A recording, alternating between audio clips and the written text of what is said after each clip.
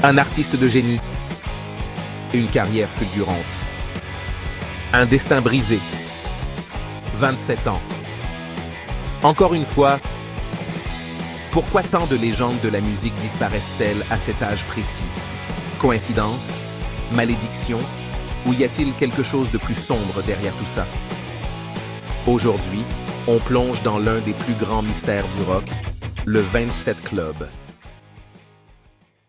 Le 27 Club n'a pas toujours existé en tant que tel. Pourtant, l'histoire commence dès 1938 avec Robert Johnson, un bluesman dont la légende raconte qu'il aurait vendu son âme au diable pour devenir un guitariste exceptionnel. Sa mort, dans des circonstances étranges, à l'âge de 27 ans, marque le début d'un mythe qui ne cessera de grandir. Mais c'est véritablement entre 1969 et 1971 que la malédiction prend forme. Brian Jones, fondateur des Rolling Stones, est retrouvé mort dans sa piscine. Accident? Meurtre? L'affaire reste floue. Quelques mois plus tard, Jimi Hendrix, guitariste révolutionnaire, est retrouvé inconscient dans un hôtel à Londres. Il s'est étouffé dans son vomi après une overdose de barbiturique. 2 semaines après lui, Janis Joplin, l'icône du rock blues, succombe à une overdose d'héroïne. Puis, en 1971, Jim Morrison, poète et leader des Doors, est retrouvé mort à Paris. Officiellement, il est mort d'une crise cardiaque. Officieusement, beaucoup pensent qu'il a fait une overdose. 4 figures emblématiques, mortes en l'espace de 2 ans, à 27 ans. Et c'est là que le mythe commence à se tisser. Pendant des années, ces morts restent une série de tragédies, sans qu'on parle réellement d'un club. Jusqu'en 1994, Kurt Cobain, icône du grunge, met fin à ses jours d'une balle dans la tête. Son suicide choque le monde entier. Mais c'est sa mère, Wendy Cobain, qui, sans le vouloir, popularise le concept du 27 Club. Elle prononce cette phrase glaçante: « Il a rejoint ce stupide club. » À partir de ce moment-là, ce n'est plus juste une série de décès. C'est une malédiction. Puis, en 2011, un dernier choc renforce le mythe. Amy Winehouse, prodige du soul jazz, rejoint la liste à son tour. Une dernière interview refait surface. Elle y dit « Je n'ai pas envie de mourir à 27 ans. » 2 ans plus tard, elle était morte. La liste du 27 Club ne s'arrête pas là.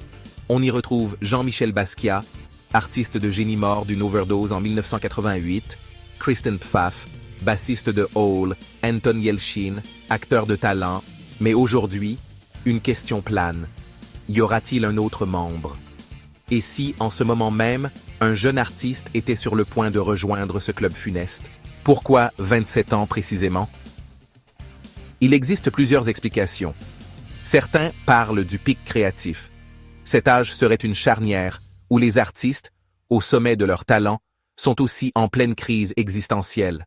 Pression médiatique, épuisement, solitude. D'autres avancent la théorie des addictions. L'univers du rock est un cocktail explosif. Drogue, alcool, pression constante. Beaucoup de ces artistes étaient déjà en lutte contre leurs démons bien avant 27 ans. D'un point de vue statistique, plusieurs études ont tenté de prouver qu'il n'y a pas plus de célébrités qui meurent à 27 ans qu'à d'autres âges. Mais la force du mythe est telle que l'on retient uniquement les morts à cet âge-là et pas celles survenues à 25 ou 29 ans. Enfin, il existe une théorie plus sombre. Et si certains de ces artistes avaient fait un pacte? L'histoire de Robert Johnson est souvent citée, et certains pensent que le prix du génie musical est la mort à 27 ans. Le 27 Club est devenu bien plus qu'un simple fait divers. C'est un symbole culturel, une représentation de l'artiste maudit, incompris, consumé par son propre talent. Des livres, des documentaires, des films, des séries lui sont consacrés. Des artistes encore vivants redoutent même de franchir le cap des 27 ans. Mais derrière la légende, il y a une réalité plus tragique. Le monde de la musique détruit ses étoiles les plus brillantes. Pression des labels, tournées infernales, solitude. Le 27 Club n'est peut-être pas une malédiction, mais plutôt une conséquence inévitable d'une industrie impitoyable. Alors, hasard, malédiction ou simple statistique? Ce qui est sûr, c'est que le 27 Club continue d'exister. Et qui sait? Peut-être qu'en ce moment même, quelqu'un s'apprête à le rejoindre.